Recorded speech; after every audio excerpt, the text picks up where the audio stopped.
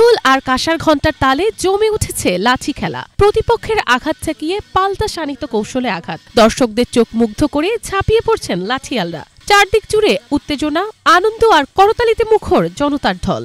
এমন দৃশ্য এখন নিয়মিতই দেখা যাচ্ছে বাগেরহাটের মোংলা উপজেলার জনবহুল এলাকাগুলোতে। সুন্দরবনের কাছে আবার সাগর উপকূলে বসত করি হিন্দু মুসলিম বৌদ্ধ খ্রিস্টান মিলে। তরুণ সমাজকে মাদক ও অনৈতিক প্রবণতা থেকে দূরে রাখতে এবং হারিয়ে যেতে বসা আঞ্চলিক সংস্কৃতিকে ফিরিয়ে আনতেই এমন ব্যতিক্রমী উদ্যোগ নিয়েছেন পেরিখালী মডেল মাধ্যমিক বিদ্যালয়ের শিক্ষক মোল্লা আল মামুন। আগে স্কুল শেষে টিউশনি করলেও এখন তিনি সময় দিচ্ছেন লাঠি খেলা, লোকসঙ্গীত ও পুঁথি পাঠের আয়োজন করতে গ্রামেগঞ্জে হাটে বাজারে মানুষের মাঝে।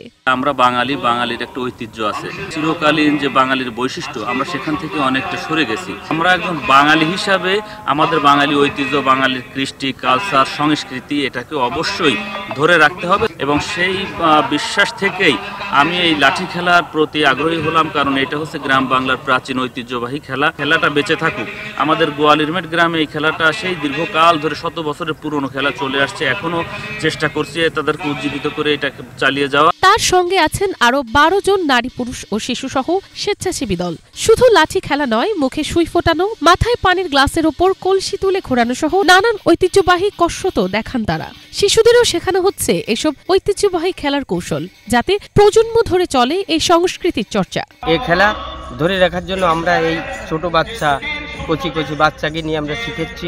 আমরা আগে শিখেছি এবং আমরা খেলাই। আমার আব্বু এবং আমার শাশু, তারপরে আমার ভাইয়া, এরা সবাই খেলে। কিন্তু যে আমার আব্বু বলেছে যে তুমিও খেলা শেখো, কিন্তু যে আমি যদি মরে যাই তাহলে তুমি ঐতিহ্যটা ধরে রাখতে পারবা।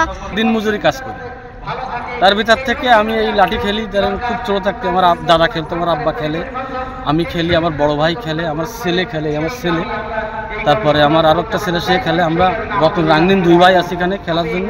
আমার ছেলে আছে, আমরা 3 বিটা বাচ্চা এখানে আসি। খেলাটা ধরে রাখতে পারে, একে মাঝে যেন আমরা বাঁচে থাকতে পারি। যেরকম আমার বাপ দাদারা বাঁচে আছে আমাদের মাঝে, তাকে মাঝে যেন আমরা বাঁচে থাকতে পারি। শুধু মাঠে ঘাটে নয়, ডিজিটাল প্ল্যাটফর্মেও সক্রিয় এই দল। আঞ্চলিক গান, নাটক, গল্প বলার মাধ্যমে সোশ্যাল মিডিয়ায় ছড়িয়ে দিচ্ছেন গ্রামীণ বাংলার ঐতিহ্য। আমাদের আঞ্চলিক যে ঐতিহ্য, এগুলো এই গানের ভিতরে তুলে ধরা হয়েছে, আর এজন্য আমি নিজেকে ধন্য মনে করছি।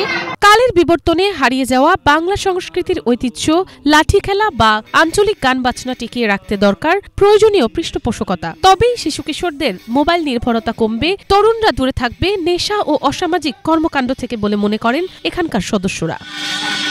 মিনালা দিবা, বাংলা ভিশন, নিউজ ডেস্ক।